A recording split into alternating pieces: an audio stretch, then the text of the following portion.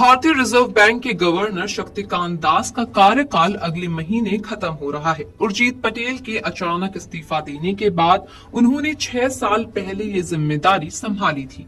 लेकिन क्या आप जानते हैं कि उनके इस पद पर रहने या नहीं रहने का एक कनेक्शन आपके खर्चे और आमदनी पर पड़ता है। शक्तिकांत दास को 2018 में भारतीय रिजर्व बैंक यानी आरबीआई गवर्नर बनाया गया था। कोरोना में बेहतर काम करने के बाद उन्हें 3 साल का सेवा विस्तार मिला। शक्तिकांत दास एक नया कीर्तिमान हासिल कर सकते हैं। अगर उन्हें 18 महीने से ज्यादा का फिर से सेवा विस्तार मिलता है तो वे केंद्रीय बैंक के इतिहास में सबसे लंबे समय तक गवर्नर बने रहने का रिकॉर्ड बना सकते हैं। आरबीआई गवर्नर शक्तिकांत दास ने 67 वर्ष में सबसे लंबे समय तक गवर्नर बने रहने का रिकॉर्ड बनाया है। 67 वर्षीय दास का कार्यकाल 10 दिसंबर को खत्म हो रहा है। माना जा रहा है कि इस बार उन्हें सेवा विस्तार नहीं मिलेगा। ऐसे में सरकार विधानसभा चुनाव के खत्म होने के बाद नए गवर्नर की तलाश शुरू कर सकती है। भारतीय रिजर्व बैंक के गवर्नर का कार्यकाल 3 साल का होता है। प्रधानमंत्री की अध्यक्षता वाली नियुक्ति मामलों में मंत्रिमंडलीय समिति उनकी नियुक्ति का फैसला करती है। हालांकि किसी आरबीआई गवर्नर का कार्यकाल बढ़ना है या नहीं बढ़ना है, ये सरकार पर निर्भर करता है। मौजूदा आरबीआई गवर्नर शक्तिकांत दास की उम्र 67 साल हो चुकी है। शक्तिकांत दास को 2018 में भारतीय रिजर्व बैंक का गवर्नर बनाया गया था। कोरोना में बेहतर काम करने के बाद उन्हें 3 साल का सेवा विस्तार मिला। अगर उन्हें 18 महीने से ज्यादा का फिर से सेवा विस्तार मिलता है तो वे केंद्रीय बैंक के इतिहास में सबसे लंबे समय तक गवर्नर बने रहने का रिकॉर्ड बना सकते हैं। इससे पहले बेनेगल रामा राव जुलाई 1949 से जनवरी 1957 के बीच 7 साल से ज्यादा समय तक गवर्नर रहे थे।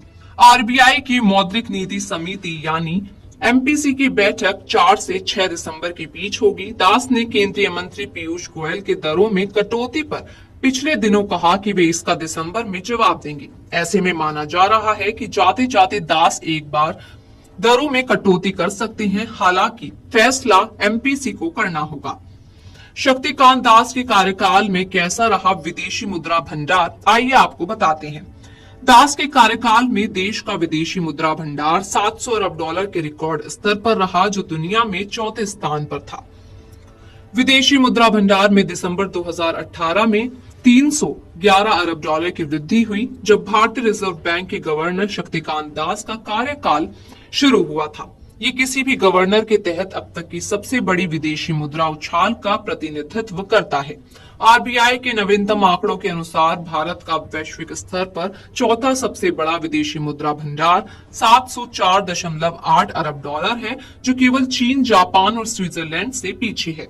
चालू कैलेंडर वर्ष में भंडार में 81.7 अरब डॉलर की वृद्धि हुई है। सितंबर 2003 से सितंबर 2008 तक वाईवी रेड्डी के कार्यकाल के दौरान भंडार में 200.5 अरब डॉलर की वृद्धि हुई। इस बीच दास के कार्यकाल में रुपए में 16.83% की गिरावट आई। डी सुब्बा राव के कार्यकाल के दौरान अमेरिकी फेडरल रिजर्व द्वारा अपनी आसान मुद्रा नीति को उलटने के कारण रुपए में 50.19% की गिरावट आई। अक्टूबर में खुदरा महंगाई दर 6.2% रही। ये आरबीआई की ओर से तय 6% की सीमा को पार कर गई। इससे दिसंबर में एमपीसी की बैठक में लगातार 11वीं बार दरों में बदलाव न होने की आशंका जताई जा रही है। इससे पहले ग्लोबल लीडरशिप समिट में अपने संबोधन के दौरान केंद्रीय वाणिज्य मंत्री गोपाल ने कहा था कि आरबीआई को निश्चित रूप से ब्याज दरों में कटौती करनी चाहिए। इसके अलावा दिसंबर महीने में रिजर्व बैंक की मौद्रिक नीति समिति की मीटिंग दिसंबर महीने के पहले हफ्ते में होने की उम्मीद है। उम्मीद की जा रही है कि इस बार भी आरबीआई की तरफ से नीतिगत रेपो रेट में किसी तरह का बदलाव नहीं किया जाएगा। हालांकि पिछले 2 महीने में फेड रिजर्व की तरफ से ब्याज दर में 75 बेसिस पॉइंट की कटौती के बाद ब्याज दर कम करने को लेकर दबाव है। लेकिन रिटेल महंगाई दर के 14 महीने के रिकॉर्ड लेवल पर पहुंचने के बाद किसी भी प्रकार की कटौती की उम्मीद नहीं की जा रही है।